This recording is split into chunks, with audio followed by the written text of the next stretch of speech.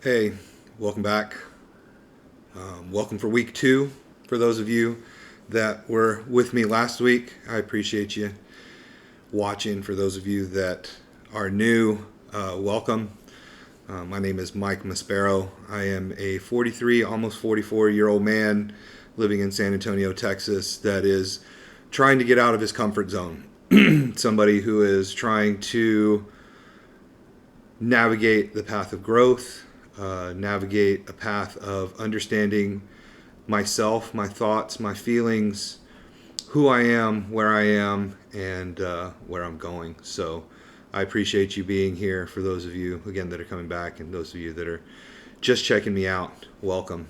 Last week on my first episode, first week, weekly vlog, I talked basically about myself and my the way that I talk about myself and self degradation, negative self talk. I want to say that I'm trying really hard to make that change through journaling, meditation, and just being more cognizant of that fact. I feel like I'm doing a better job of that. Obviously, I'm a work in progress. It's something that's not going to change overnight, and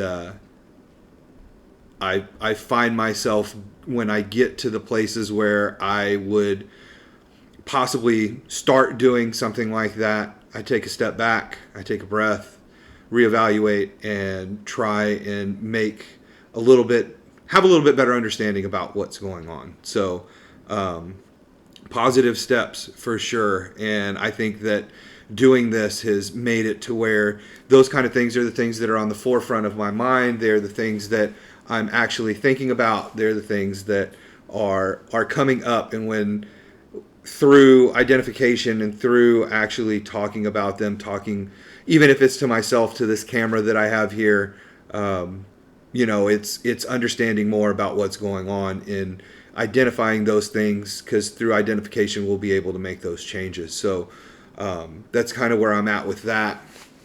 Today I wanted to get a little bit more raw, get a little bit more real with myself, have a little bit better understanding about some other things that have been going through my head, other things that I've been kind of dealing with and kind of trying to wrap my head around to get a better understanding of. And I think the topic for this week is not just fear, but fear of being alone. So I can honestly say and admit, just kind of throwing it out there in the universe, that I do have a pretty strong fear of being alone. And one of the things that I've kind of come to the understanding and are trying to start to understand a little bit better is that this fear of being alone kind of stems from a fear of failure. I have been married. I've been divorced for 15 years now. And that, I think, is kind of where all this stems. Kind of the idea that, marriage didn't work out for me. Since my marriage, I've had a few serious relationships, probably culminating with my last serious relationship being probably the most serious relationship since my divorce that I've had over that 15 years. And not just a serious relationship, but a relationship that I can honestly say I felt more strongly about than I did with my marriage. Unfortunately, that relationship is no longer. I I'm not going to talk about the relationship this week. Probably wait till a later week to kind of get into that. But I think today the topic is that fear of being alone. And as a middle-aged man, right, 43, 44 years old, who doesn't have a partner, who is basically trying to navigate being a single parent, being a single person by myself, it scares me a lot that I'm going to end up spending the rest of my life alone. Um, the funny thing is that through all of the readings that I've done and all of my, you know, my therapy and looking at things online and listening to people online, the thought process is that you have to kind of be alone to get a better understanding of yourself, to process the things that have happened, and to really fully understand whatever lessons came of the last relationship or the last trauma that you had, or whatever it may be. Most people talk about having to sit in it, right? Having to deal with it and make that understanding part of your life, so that way you can move forward and you can grow. And I'm starting to understand that, but at the same time, it's hard.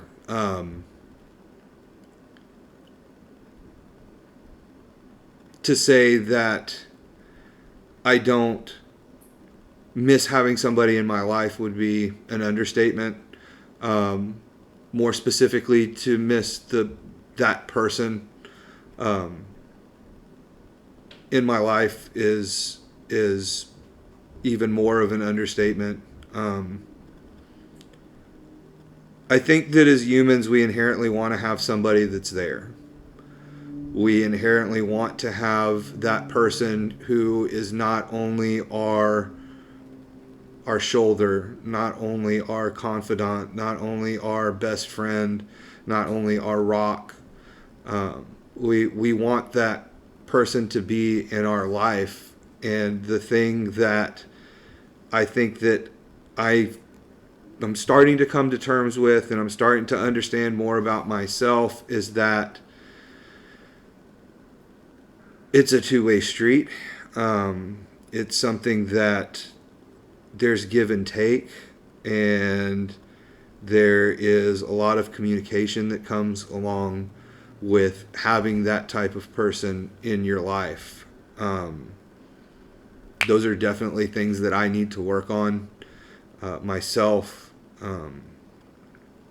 They're things that I need to make changes and positively change in my life moving forward. And again, my hopes are through identification that I can start to make those positive changes. But in the meantime, it still doesn't mean that I'm afraid of being alone. And another thing I think that makes it really hard is that because the loss of the relationship is still relatively fresh, because the loss of this person that I honestly had no thought of losing for the rest of my life, the woman that I thought that was going to be there with me through everything, that's no longer here anymore, is where the failure and that idea of myself being a failure comes in. And not just a failure for myself, not just a failure for what could have been, but the idea that I failed this person is something that really, really hurts. And I spend a lot of time deep in my thoughts, and I do miss this person. And I know that it's unfortunate that this person doesn't feel the same way. I know that this person has moved on. I know that this person probably doesn't, I wouldn't say doesn't care, but I know that this person is probably not at a point to really care about that, about what I have to say about my feelings. as far as that's concerned, and that's fine. That's up. That's their decision. They have to do what's best for them, and in this moment in time, that's what they feel what's best for them. But at the same time, when I sit in my own feelings and trying to understand better what I'm doing and what I'm going through and who I am, that idea of failure starts to really almost feel insurmountable at times. And it's hard because the last thing I wanted to do was not necessarily fail myself, but the last thing I wanted to do was to not fail this person. I'm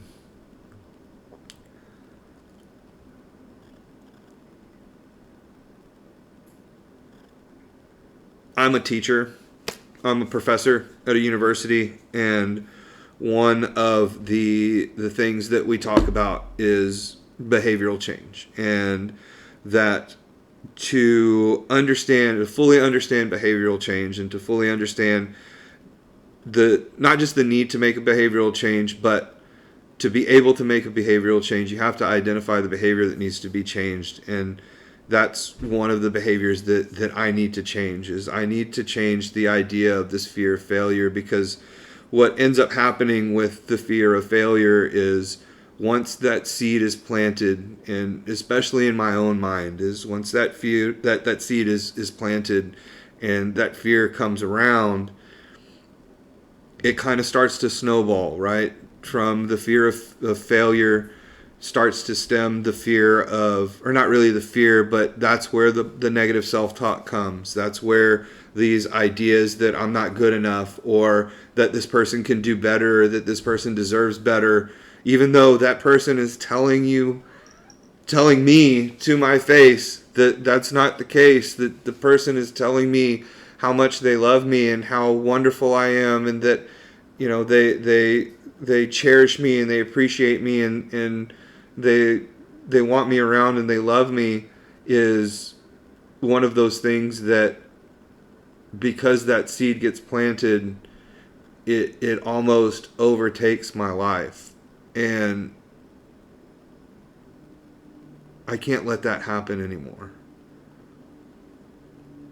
Because what ends up happening is the only person that loses in that is myself, and then everybody that's associated with those feelings, all the people that I care about, all the people that are close to me. And the first step in that, the first step in that is identifying that that's a pattern, and then trying to figure out what changes I can make to that. And the first change that I can make, I think, and the first thing that I can do to make sure that I'm growing, right? That I'm moving forward, that I'm getting myself on a positive path, is that when these feelings and these thoughts start to come into my head, I need to communicate that, and I need to let that be known, and not as a negative, right? Not as something that is, hey, this is bad, I'm terrible, you deserve better, but more around the fact that, hey, this is how I feel. And it has nothing to do with you as my significant other, or as my friend, or as something like that. More of like, this is how I'm feeling, and this is why I'm feeling this way, and I want to get past it, right? I need to be able to communicate those things in a positive way. I need to be able to communicate those things in a way that is not just positive for myself, but positive for the person that is going to be there with me. And once I do that, right? Once, like I said, now that I can identify that and I understand that that is the problem, now I need to work on being able to communicate that to others. Now I need to be able to actually let that be known. Hey, this is how I'm feeling. This is why I'm feeling this way. What can we do? What can I do to make sure to stop feeling that way. And it's hard. And it's hard because the last thing I want to do is I don't want to be alone. Obviously, there are people that are out there that I cherish, that I care about, that I want to have in my life. But unless I'm able to figure this out, then I am going to be alone. Unless I'm able to come to an understanding with myself personally to get this fixed and get this right,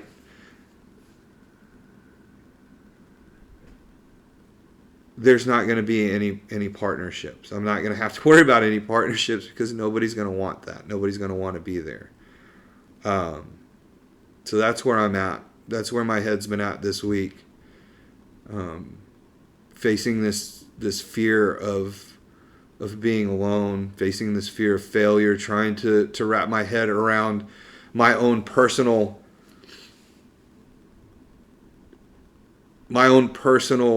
changes that I need to make this right. Identifying it's the first step.